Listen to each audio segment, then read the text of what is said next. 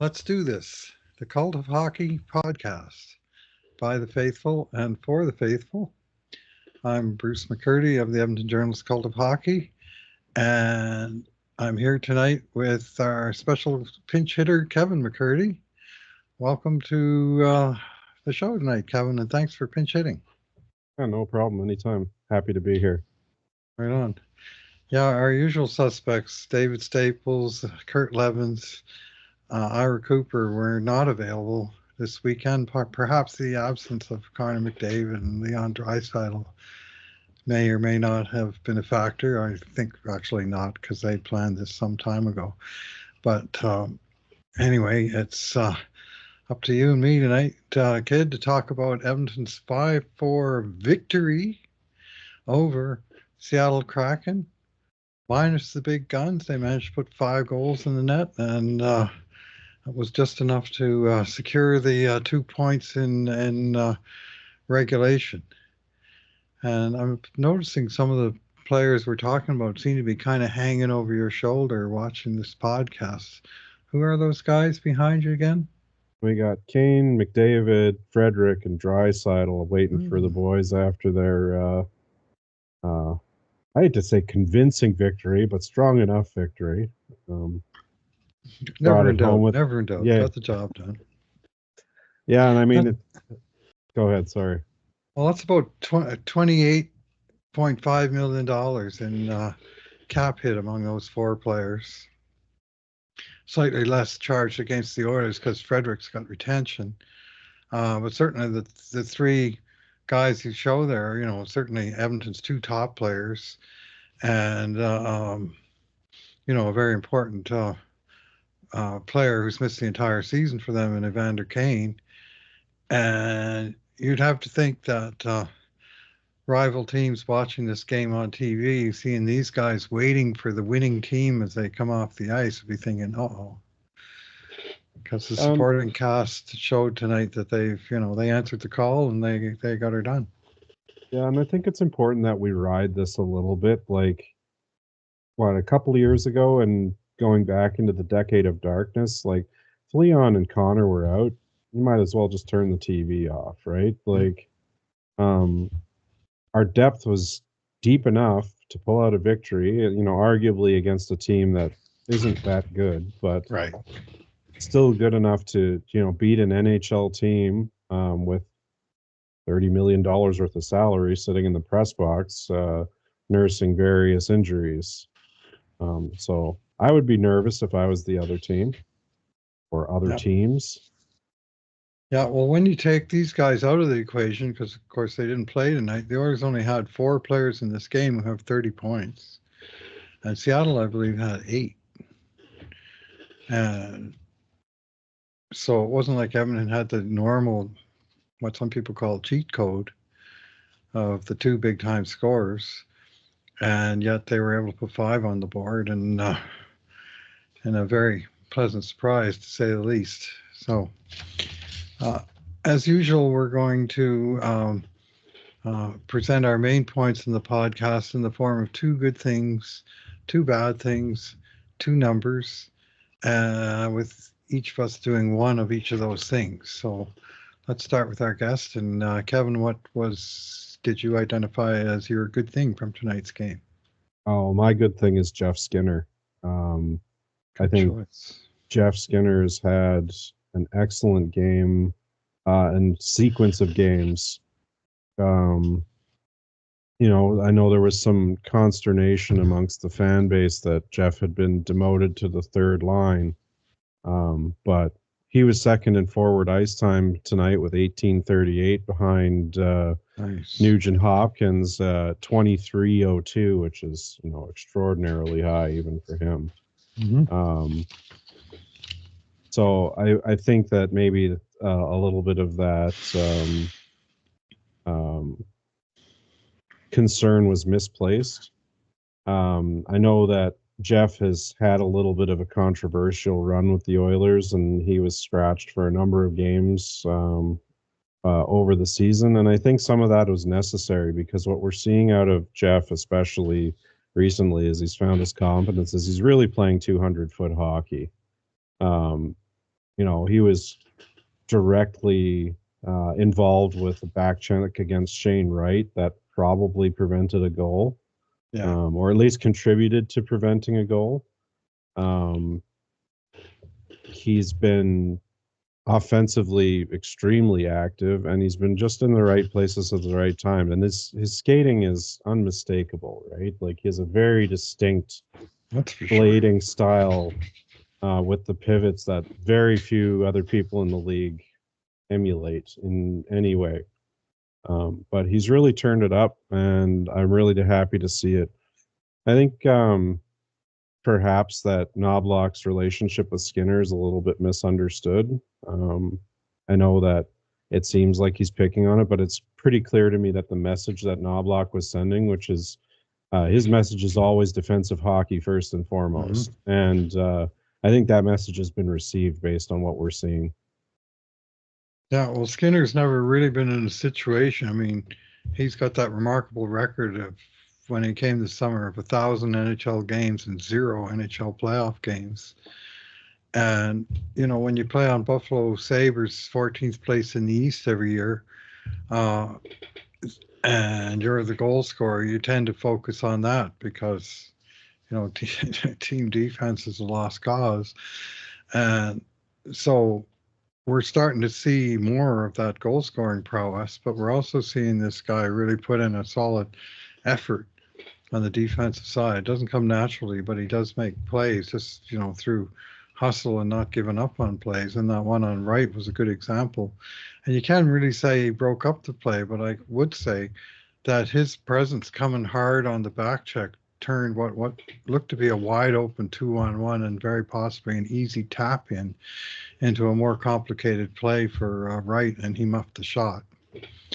And credit Skinner to some degree for that. And coach sees those kind of things, and when Skinner delivers plays like that, I notice he doesn't get benched the next game, and that's kind of been a regular thing. He's been benched quite a few times this year, and he's starting to, I think, work his way through that, and he certainly did tonight. Excellent game, beautiful goal that he got too. I mean, that was the one that put Edmonton ahead to stay in the end, made it 3-2, and Seattle never did catch up after that with just a rocket of a shot right from between the face-off circles that he buried in the top corner. So that was a good solid game by him, and for all that he was listed as the third liner before the game, that was Edmonton's second line by ice time, and not even particularly close, with all three of Janmark, Brown, and Skinner playing north of 17 minutes in this game, which is definitely second line ice And time. credit to the rest of those guys. Like that, I don't really, I know Janmark takes a lot of heat, and so does Brown at times, probably to a lesser extent. But that line was solid tonight. Like, Janmark made a great driving play into the slot between two defenders. Like, they were playing good, methodical hockey, and with good results. They took out the win. They weren't underwater defensively. Well, that's all you can really ask. Yeah, well, Janmark was involved in 5 grade A scoring chances tonight, and Brown in 3. And I thought Janmark was kind of all over it, and Skinner in 4. And I thought Janmark was kind of all over it in terms of making things happen. And of course, he can't finish to save his life, but the process for him I thought was really good in this game. And he was playing center on that line, and I thought that line had a solid game and was pushing the puck north for a lot of it.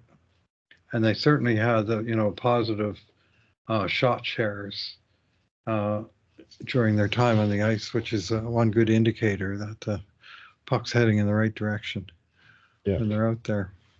There was another play there too where I think it was either Janmark or Brownie that almost caught Skinner on a far side drive in on the net, and that pass missed by a couple of inches, and it was a tap in if Skinner got there in time. Right.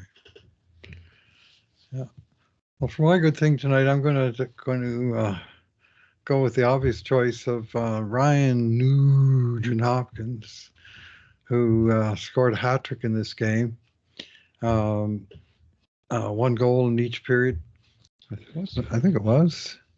No, two in the second, one in the third. My bad. And he scored at uh, even strength. He scored in the power play. He scored shorthanded. So it was one of those all-purpose hat tricks. The shorthander, of course, was also an empty net goal.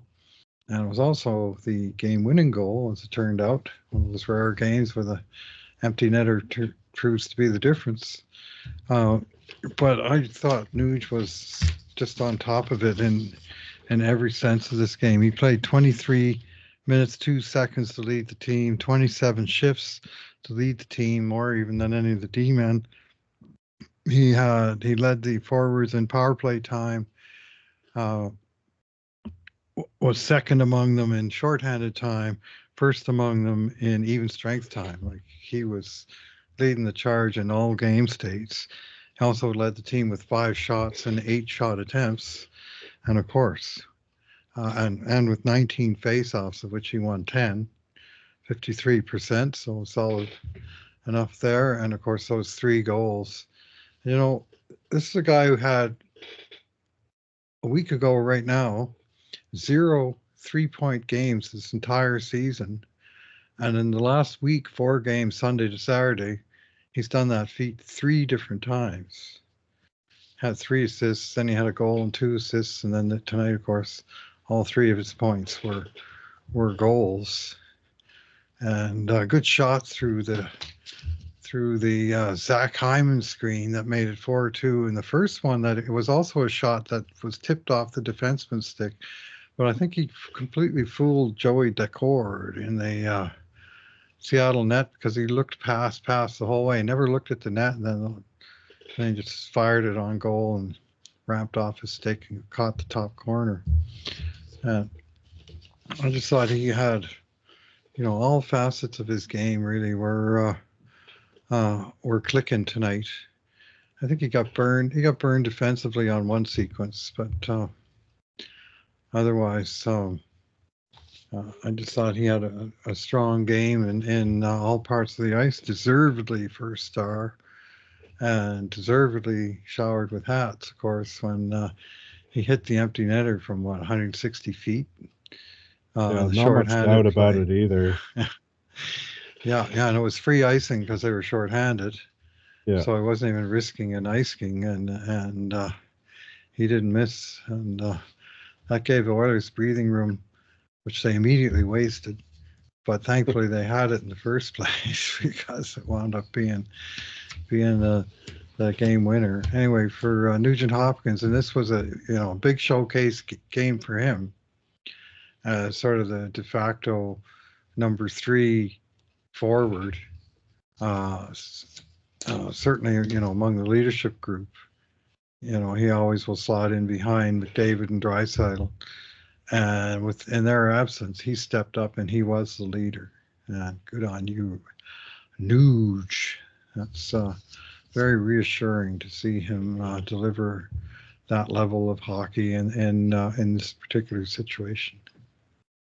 I kind of wonder if this whole test isn't actually a good outcome for the team, because the team Could has be. crouched on McDavid and Draisaitl for a decade now, and they've never really had to play without, right? Or not, at least not unintentionally.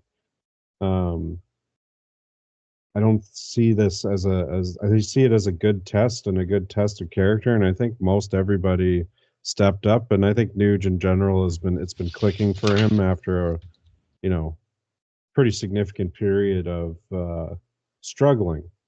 Um, he hasn't been the best, and he's completely stepped up in the past couple weeks, especially. Yeah, he's really turned it around. 9 points in 4 games, and even the one game where he didn't score, I thought he was pretty darn good in that game against Winnipeg the other night as well. Kevin, what you got tonight for a bad thing? Actually, just one more thing before Oh, the yeah, yeah, before the go for bad it. thing, and that Yeah. is that our third line, such as it exists when McDavid and Draisaitl are around, drove Corsi tonight. Like they Hmm. had 20, it was 20 Yeah, to 12. Like that's yeah. putting your third line up against another team's first line and still getting positive results out of it. That should be a really good message for both the team and the coaches. Yeah, well, shots on net during Nugent's time on the ice were 11 for Edmonton, 3 for Yeah, Seattle. absolutely. So that's a real nice dominant shot share. Yeah. And he had for expected goals 80%, which is outstanding. So bad thing. Corey Perry. Uh-huh. This is not just a single game issue either, but tonight it did not see good things out of Corey Perry. Um, I don't know if he was just not feeling it or what, but glaringly, I saw a pass where he made a blind pass, and it was pretty obvious that that pass was going to get made, and one of the Seattle guys just picked it up, and they kept zone possession when otherwise. And the thing that I think the thing that frustrated me, if I remember right, Ekholm was dumping it, and Perry intercepted it, and then made a mediocre play with it instead of just letting it go, and it could have created more problems than it did, but it definitely wasn't an ideal outcome. Um, yeah, I haven't liked a lot of what I've seen from Corey Perry in a few games now. That's not. I don't think he's that he's playing completely terribly, but the analytics are not in his favor, and my eye test sort of agrees with that. I thought he was having trouble moving the puck out of his own end. Yeah, And for a winger, usually that job's pretty simplified. Get your spot on the boards, receive the pass cleanly, and make a pass if you got a second, or else just dump it off the boards and into the neutral zone if you don't. And he was struggling with that aspect. I will say that his goalie screen was part of the equation for good on the opening goal that the Oilers scored on the outside shot by Adam Henrique. It was through a Perry screen, so credit where due there. But with the puck on the stick, not so much. And I just didn't think he was skating particularly well. And he did have 0 shots on net with 2 giveaways. I mean, and as you say, the underlying numbers. I mean, the Oilers were outshot 8-1 and outscored 2-0 when he's out there. So there's not a lot of good to be found in that. and I use the hockey stat cards kind of as a good guide, just Mm-hmm. overall performance. They usually match my eye test pretty closely, and Corey Perry was dead last on the list tonight, and with the rest, with a few others on the second line, but just not the best. Yeah, well, there's two undeniable facts about Perry, and they are that he is old and slow. Uh, I mean, they're just facts of life. He's the oldest player on the team, and he's not a speedster. He really never was a speedster, and he certainly is at this point.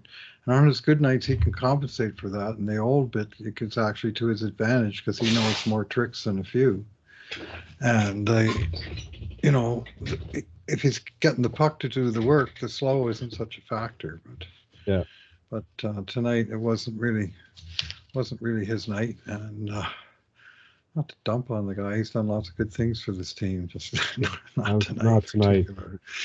So, uh, yeah, bad things. I know I had one. I had for a bad Yeah, thing. Oh, defenseman. it was Bouchard, Evan Bouchard's turnover on the 2-2, and this was so. Yeah, I mean, he was trying to make a play from the center of the blue line, and he sort of recovered the puck, and he tried to sifted through a couple of sticks in the middle rather than making a safe play to the outside or just into the corner. And his pass got picked off, deflected from one Seattle guy to the other. The first guy took off. The second guy hit him with the breakaway pass, and that was Capo Cackle. I don't remember how this guy's name works. Capo Cackle, yeah. Who got the breakaway, and the passer was the immortal Yanni Newman, with I think his first NHL assist, but he sure looked like he knew what he was doing on that play. So I mean, they took advantage of the mistake, and Bush backpedaled as fast as he could, but he just couldn't overtake Kako, and Kako deked Skinner for fun, put it in the corner, and it was just another one of those turnovers that proved costly. Bush has had a few of them. In the third period, honestly, his poor pass in the center ice zone was the first mistake that kicked off the long sequence of pain on the 4-3. The puck went into Edmonton territory soon thereafter, and Seattle bumped it around for a while. But if you run the tape all the way back to where they got possession of the puck, that was where. And Bush had some okay moments in this game. He wound up with an assist on one of the goals, and he made a really good play on another goal where he didn't get an assist, but he made the key play to keep the puck in at the blue line. And I think was that the Skinner goal wound up being, and it was his play on the one side, and the goal actually came from the opposite side from Ekholm and from Connor Brown that made the passes, but the puck would never have been in the zone without play by Bouchard. So that kind of makes up for the one where Seattle wouldn't have had the puck without the play by Bouchard. And he's high event, and he does deliver lots of positives, but boy, some of those glaring mistakes sure stick in one's craw a little bit. Bouchard, I love that man, right? Like, I do the get down, Mr. President, for him on a pretty frequent basis, and stuff like that giveaway that'll drive a guy to drink, right? Like stuff that'll give the coaches fits. Yes. I didn't play competitive hockey, but I played hockey for 15 years, and the number one rule of being a defenseman is don't cough up the puck at the blue line. The puck, yeah. Yeah, like if there's any unforgivable sins, it's those, because you're the last line of defense, and if you're giving it up at the far blue line, you're in trouble. He's brilliant. He plays brilliant hockey. He's an excellent passer. He's an excellent zone denier. He does a lot of things right, but he touches the puck so much that when he makes mistakes, they're super visible. He's had a tough year at times this year. I'm not sure that his contract projection is quite as strong as it was. Some of the models would disagree with me, but I think that he is unmistakably, generally speaking, a positive force on the team and on specific players on the team that we need to. And he takes a lot of heat for the mistakes he makes, some of which I think is unfair. But make no mistake, tonight he was very decidedly 50-50 in positive and negative effect. Yeah. Yeah, so the bad thing was not his overall game, but it was that specific play where it led immediately to a goal. So, and it was one of 4 goals. There were other bad plays made by other players on other goals. But that was the one where you say, well, that one mistake directly resulted in the puck going in the net. The Oilers gave up a lot tonight defensively. Yeah, they did. Like a lot. Yeah, they did. So, all right. Well, let's move on and go get into the numbers. I think you're maybe going to address some of that. Yeah, absolutely. I'm gonna pick up the goaltending here because I know that's sort of a constant source of uh,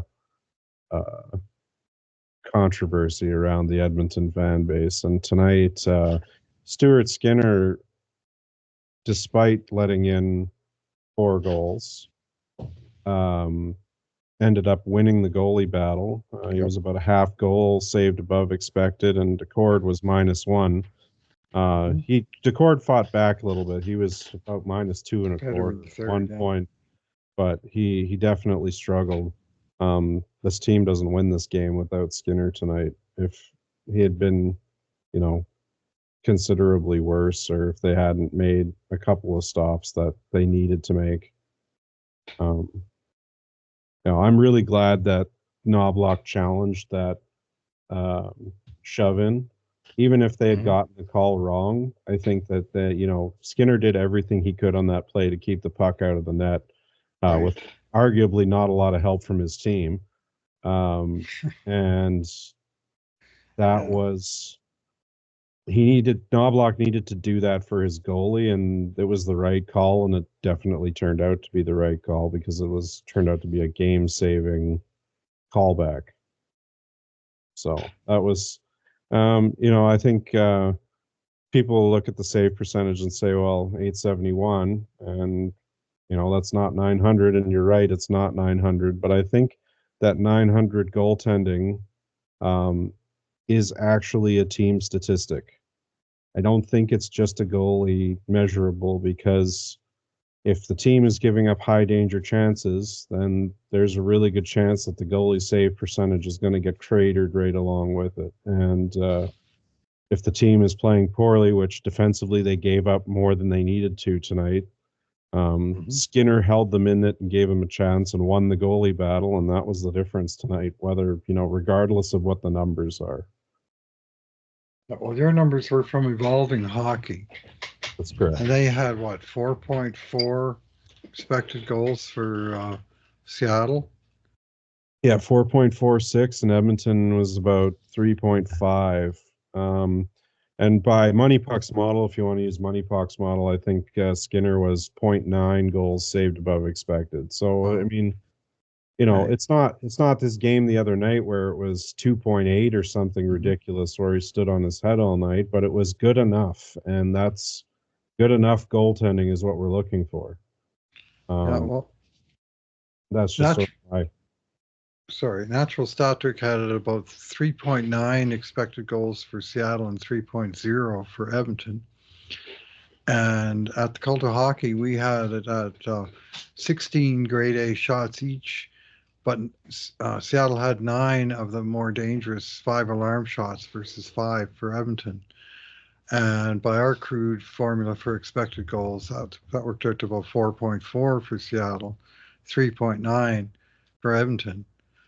Consistent across all 4 models, where this game had very high numbers of expected goals at both ends of the sheet. This was not a defensive masterpiece by any means, and that all 4 of them said that Seattle, on balance, should have scored more goals than Edmonton, and they didn't. So this was a goaltending win for Edmonton, even as 5-4 wouldn't exactly be the score you would expect to see in that situation. But Skinner came up with more big stops than Joey Decord did. And in fact, by our model, none of the 4 goals that beat Decord were 5 alarm shots. They were just grade A's, and he wasn't able to stop them. Whereas Skinner faced more of those 5 alarms, and that included one, two, uh, 4. 3 of the 4 that he let in were 5 alarm shots. no, I know Skinner's performances are controversial, but um, he's fighting through it. And tonight he did a good enough job, and that's all we really need. At the end of the point, at the end of the day, it's 2 points in the win column, and Yeah.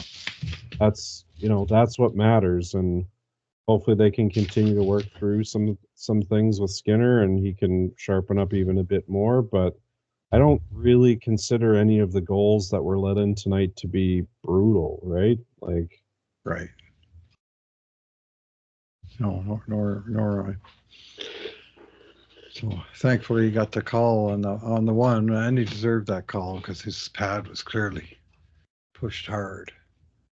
Yeah, well, Um, he did everything he can with in terms of leg strength to make sure that that didn't go where it shouldn't. And again, you want a little bit more help from the team to be removing the net front presence at that point, right? Like yeah, look guys at the re landing about the ringette line type of thing, right? Like, look at the replay of that disallowed goal, and you'll find four Oilers in the blue paint around Skinner, but they're all standing, and nobody's like taking a man or clearing the net front. Like you got these guys banging and banging and banging. Like they got three official shots before the one that wasn't counted that got overturned from 3 feet, 4 feet, 3 feet. Maybe at some point you might want to knock somebody down. I don't know. Here's a thought. Anyway, if they were this team there. if this team misses Vinny DeHarnay for any reason, it's his snowplow activities in front of the net. Like that's I want to see a little bit more bite out of the defensive core. Like, make some guys land on their ass when they're assaulting your goalie. It's not. There's nothing wrong with that. Yeah, you may take an occasional penalty, but sometimes you just got to send a message. Right on. Yeah. So my number is to do with the 5 goals that the Oilers put on the board tonight. And it's funny, you go back to when play resumed after Four Nations. That was game number 56. This was game number 70. So the Oilers played 14 games for tonight in that span. Uh, all of them with McDavid, all but one of them with Draisaitl. They're big time scorers. And they scored more than 3 goals exactly twice in 14 games. This is with Draisaitl scoring 18 points and McDavid scoring 19. Like every game they're getting over a point plus each, and sometimes it's the same goal, and oftentimes it's different goals. But they're, by far the drivers of the offense that they've been basically the whole time they've been here. And yet the team's fighting mightily to ever get more than three. And now they're out of the lineup, and you think, well, geez, who's going to get 1 goal for them? Never mind three. And now, at the end of the night, they got 5. So just a little bit to the sort of oddball nature and randomness of hockey in terms of some nights pucks go in and some nights they just won't. And this was a night where pucks were going by the screens and not bouncing off the guy doing the screening, and and finding their way into the back of the net. And they I don't think any of them were bad. Like we called them all grade A shots, but they were, the Oilers shooting percentage has just been so desperately poor for a long stretch. And now the 7 goal outburst uh, on Tuesday, then 3 on Thursday, now 5 tonight, 15 in the last 3 games, and then you're starting to maybe get a little bit of momentum going that the goals are going to keep going in for a while because it's been like scarce as hen's teeth for too long. So anyway, it's just to me it stood out that here's a team without their 2 big offensive stars, 1-2 in the NHL and scoring over like the last 8 years, and it's they're putting a 5 on the board, so you got to be happy with that. It's just evidence that especially tonight, that the guys knew they needed to step up. They've got a lot of vets in that room. We always see the coaching and the management speaking about their vets need, they want vets because they step up when it matters. And I think that really happened. You see a goal from Rico, you see 3 goals from Nuge, see a Great goal from shot Skinner. by Rico. Hey, Yeah, yeah, no. That goal reminds me, sort of, not exactly, but the shot reminds me of the one him and Janmark scored in the final. right.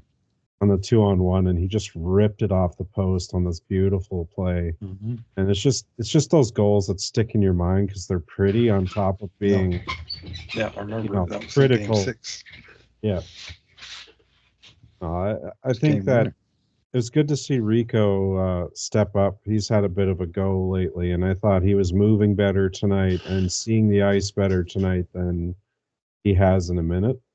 Um, we're starting to see some guys get going. Like I said, maybe this is what they need. Maybe this is how they start the motors of some of these guys further down the lineup. Where sorry, Connor and Leon can't carry you. You either Yeah, win as a team or yeah. All right. Well, that takes us through our usual agenda. And before we sign off for the night, I ask if you've got any final thoughts on tonight and what's in the immediate future. no, not really. I think we covered mostly what I wanted to cover. I do want to see a little bit better defensive play. Yeah. There's definitely some leaky faucets going on in the defensive core. Um, Mhm. you know, And it's on paper a very strong defense, but wasn't necessarily their best night tonight. But no, again, no, there was some struggles amongst some key people, and you know what? They found a way to get it done. So, like I said, let's find a way to ride that high. mhm. 2 years ago, 3 years ago, decade of darkness, it wouldn't have happened. Yeah.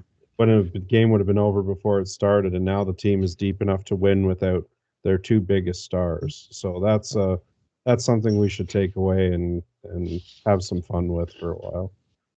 Mm. Yeah, well, let's enjoy the victory tonight and the 2 points. And they're, the Oilers are the points are still important. They're fighting for position, potentially home ice advantage in a possible King Series version 4.0, or still in theory for first in the division, and still also in theory just to secure their berth in the playoffs. I mean, if it got to the point where McDavid and Draisaitl were held back for some reason for any length of time, these points that they got in the bank are important. So you might as well start that sequence with a win, and they're up to 4-0-1 in their last 5 games, and they've really righted the ship, standings wise, from what had been quite a horrific stretch before that. I was a little bit, I guess, in panic mode, but more concerned about the general trend of the team. And I had made a rather brash statement that this team needed to get its act together or their future was in trouble. And that has averted a little bit because the team has indeed gotten its act together, but Largely.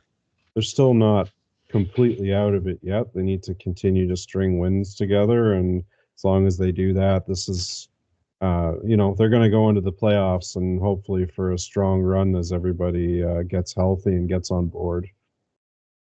Right on. All right. Well, let's leave it there for tonight. Thanks once again to Kevin for stepping up to the plate tonight as a pinch hitter for the regulars. And thanks also especially to you, the listeners. Thanks for listening, everyone. And in the meantime and in between times, this has been another edition of the Cult of Hockey podcast.